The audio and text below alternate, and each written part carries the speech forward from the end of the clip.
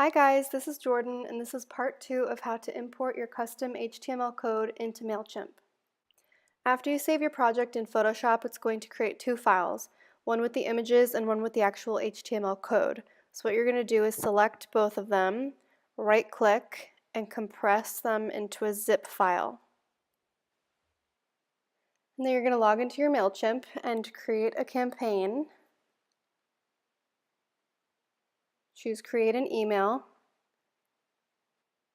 Fill out all of the info and then click next. On the next page, you're going to choose your audience and then select a template. Click code your own, import from zip, and go ahead and drag your zip file into there. Click upload.